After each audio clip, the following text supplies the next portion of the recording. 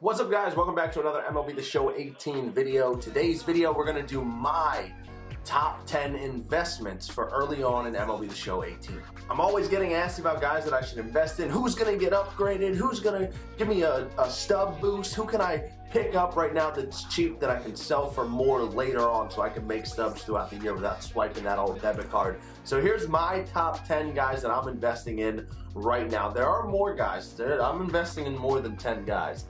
But we're going to go from pitchers to hitters. We're going to talk about a bunch of guys. First person I want to talk about is Vizcaíno, closing pitcher of the Atlanta Braves. This guy already throws really hard. He already has really good break. But he's starting to fine-tune his location a little bit. It's only early in the year, but he looks deadly so far this season. He has swing and miss stuff, and if he can start painting the black, he could turn into one of the very best relief pitchers in all of baseball, and I think that if he's going to do that, it's going to be this year. He looks red hot right out of the gate, and he has a lot to come up from. I think he's going to be a gold by the All-Star break. I think the Braves are going to be a surprise team this year, and I think Vizcaíno is going to be one of the best closers in baseball all season long. You can get him for 110 stubs right now, so it's not an expensive investment whatsoever.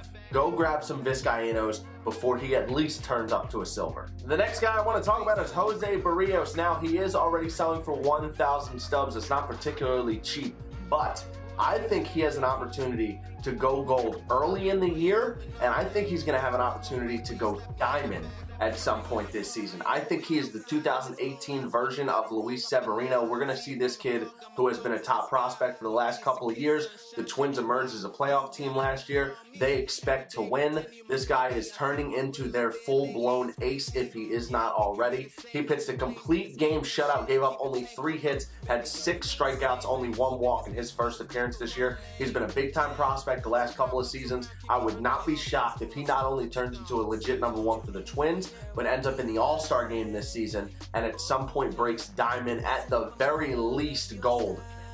If he has 2 or 3 more starts that even sniff that complete game shutout he just had, they're going to bump him up in the first update, whenever that is. They haven't announced it. His stats are actually pretty low all across the board. If it wasn't for that solid velo and the 80 stamina, he might be a bronze. I mean, they can come up from several categories here. I think he has a lot of room for growth. Ceiling is extremely high.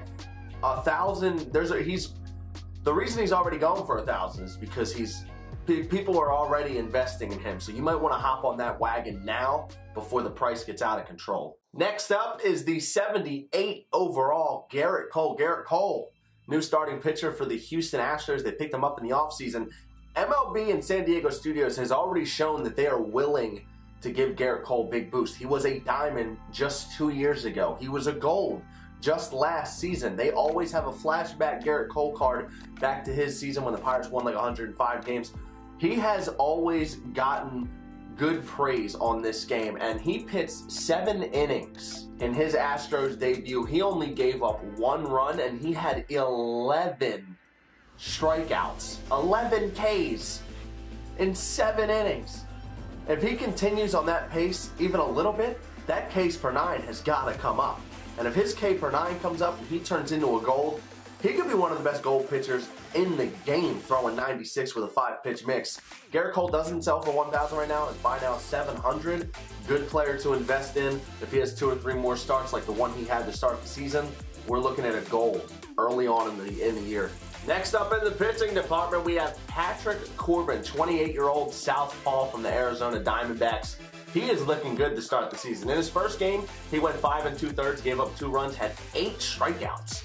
And then in his next start against the Dodgers, that first game was against the Rockies, so not an easy matchup. 2 runs, 8 Ks, getting into the 6th inning is not bad. That was his first start. His second start, he went 7 1/3. He gave up just 1 hit, no runs, and get this, 12 strikeouts against the Dodgers. So he's at 20 strikeouts in 13 innings pitched so far this season.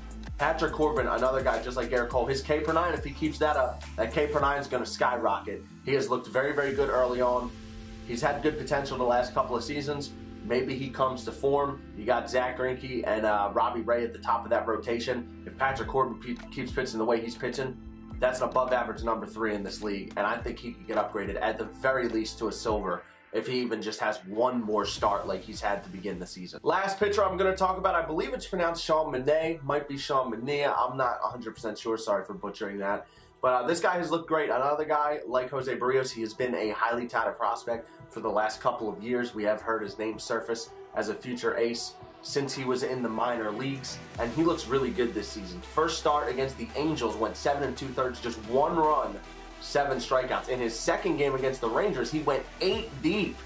8 innings, 3 hits, 1 run, only 4 strikeouts though. So the one thing on him, unlike some of the guys we've talked about in this episode, that K per 9 is not looking like it's going to come up. He's at 11 strikeouts and I believe 16 2/3 innings or 15 2/3 innings. ERA is at 1.16 though, and he's not giving up very many hits. 7 hits combined in his first 2 starts, and he went deep into the 8th inning in both of those outings. So his hits per 9 could come up, his control could come up, his home run per 9 could come up if he can keep the ball in the yard. He does have that big field in Oakland that's helping him out. A lot of promise in this guy over the last few years. Another guy who could turn out to be a plus pitcher that we didn't see coming early on in the season. People kind of forgot about this guy after the year he had last year, but he's got really good stuff. The first bat we're going to talk about, Mitch Haniger. There's so much room for improvement with his offensive statistics, the way he's swinging the bat. He's batting .350 through 6 games. He already has 2 homers. He's 7 for 20. Another guy out in St. Louis that I actually had high hopes for this guy coming into the season. I thought he was going to be more of a low 70s, mid 70s kind of bat all across the board. I didn't see mid 60s coming, but then again, they did kind of kill the stats this year a little bit to bring the overalls down. But I could definitely see Mitch Haniger being a big-time investment as a silver who could turn gold early in the year, especially if he keeps tearing it up. Nelson Cruz currently out. He rolled his ankle. He's going to miss a week or 2. Mitch Haniger's going to slide up in the lineup a little bit. He's going to get more opportunities as the weeks go by, and if he stays red hot, this is a very popular stick on the market right now that could get upgraded. Make sure you're in that bandwagon because there's a good opportunity to make some stubs if Mitch Haniger stays red hot. Now we're going to talk about a big one for once. We haven't talked about any pricey investments so far, but we're going to look into Didi Gregorius right here. 3,300 stubs currently.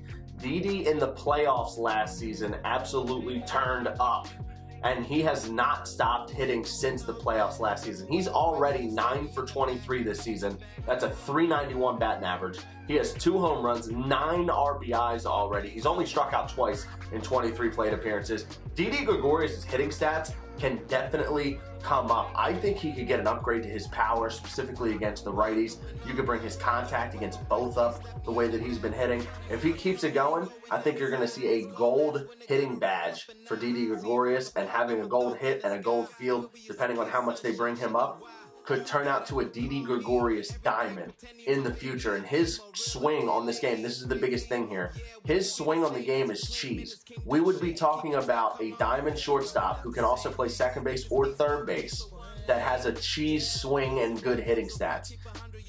If that's the case, Didi Gregorius is instantly right there with Corey Seager and Carlos Correa, in my opinion, as the best shortstops to use on this game. Low risk, high reward here. 3K is not exactly bank breaking, but if you do want to get invested on a gold who could turn diamond, I think George Springer's another guy that could be a good one, but I'm not going to talk about him on this video. Didi Gregorius is probably that guy. Next on the docket, we have Justin Smoak. Now, Justin Smoak's power is already pretty good. It's at 84.77, but he's batting .385 early in the year, 10 for 26. This guy hit 38 home runs last season. He figured it out. He's a 31-year-old switch-hitting first baseman up in Toronto, batting in the meat of that order, right behind or right in front of Donaldson, depending on the day. This guy can absolutely swing it. If he can keep his average up, and forcing San Diego Studios to bump that contact versus righties up, that could potentially push him to gold. Now, the fielding's probably not going to get upgraded, and he's not particularly fast. So really the only 2 places you're going to be able to get an upgrade from him that could turn him to gold would be if they bump that contact and maybe bump his vision up. If that don't happen, there's really nowhere else for him to improve because the fielding and the speed, like I said, aren't going to move. But if he can keep that average up and he can stay hot for the first month or so of the season, he could get gold early on in the year. Because 58 contact for a guy that's batting almost 400, they can't keep it that low for too long. Just keep an eye on Justin Smoak in real life. If he stays hot, make sure you go grab him. But he's also a budget baller. For only being 800 stubs, probably the best silver first baseman in the game. Brian Anderson, this is my big one, boys. I'm probably gonna pick up like 300 of these. Brian Anderson's getting an opportunity to start at third base for the Miami Marlins this year, who pretty much just dumped their whole squad out. He's already 9 for 28. He's batting .321. He has 1 home run, 6 RBIs. He's also already scored 6 times. He has more walks than strikeouts early on. He has a very good approach at the plate. I like this guy a lot. He's batting in that 4-5 area with like the Starlin Castro, Justin Bour part of the lineup. This guy's going to be a key piece for them, and if the Marlins win games this season, it's going to be because of Justin Bour, Brian Anderson, Starlin Castro, and maybe sprinkle in some Lewis Brinson from time to time, depending on how he turns it up. He's having a rough start. But Brian Anderson, I think, is lock this dude in to bat 280, and he might hit 25 to 30 home runs. This guy's actually a tank. Now, last but certainly not least, Rhys the Beast Hoskins. Now, yes, I'm slightly biased when it comes to Rhys Hoskins. He's a first baseman that's getting by in left field because we signed Carlos Santana, so his fielding's not going to come up. But his hitting stats are definitely still going to come up. This guy is the real deal. I'm talking diamond by the end of the year. The real deal. He's going to bat between 285 and 310, and he's going to hit 35 to 40 home runs. He's going to have 100 RBIs. He's going to score 80 to 90 times. And get this, this is where the biggest upgrade for Rhys Hoskins is going to come from. 33 speed, 4 stealing, 16 base running aggressiveness. Are you kidding me? That is downright disrespectful. I get it. He's a corner outfielder. He's not the greatest fielder in the world, and he's a power hitter. So automatically, when you put those things together, you envision your prototypical power hitter who can't run. Wrong. Rhys Hoskins already has 2 stolen bags this year, including stealing third base on Noah Syndergaard. Also, the very last game of that New York Mets series, Rhys Hoskins was on first base, Carlos Santana was on third. Rhys Hoskins took off to steal second base, and he ran pickle on the Mets. Rhys Hoskins took off like he was stealing second, got the throw from the catcher. Carlos Santana ended up stealing home. He is a very aware base runner. He makes good decisions on the base paths, and at 33 speed is just downright disrespectful. I'm not saying he's going to be like an 80 or a 90 speed. That's not the case. I think you'll probably cap him at around 60 to 65, but you can definitely nearly double his current speed, and a 4 stealing is just absurd. Absurd. This dude's taking 11, 12-foot leads and swiping bags. It has got to come up, and it will come up. Rhys Hoskins will be a gold by the end of April. Put your money where your mouth is. He's already going for 1.2K. Get in on him. He has a very good swing on this game. A lot of people are using him in the event. He's one of my favorite players to use, and that's not just because he's a Philly. I just like this guy's swing on the game. His hitting stats are not going to go down. I think his contact's actually going to come up, and that speed and stealing is definitely gonna come up. That's gonna do it for this video, guys. If you enjoyed, make sure you leave a like down below. Subscribe if you are new. Lots of MLB The Show content coming all year long. My twitch.tv/RealShelfy link is in the description. We are officially partnered on Twitch, so make sure you come hang out with me over there. Say what's up to your boy when I'm live. I pretty much go live every single day on Twitch. The times vary though, so follow me on Twitter to stay up to date on when I go live. I hope you guys enjoyed. I'm out. Just an unbelievable back and forth game. You got to go check that one out. So we're 2-2. We're going to try and keep our record above 500 here. We've been bouncing back and forth, and it's going to be tough. We're going up against a guy called Iron Sharpens Iron Game. Not exactly well known in the community. He's a smaller guy. He does streams. He pumps out videos. Go check him out. The link will be in the description. Go send him a sub bounce. Hit this man up. He's been a long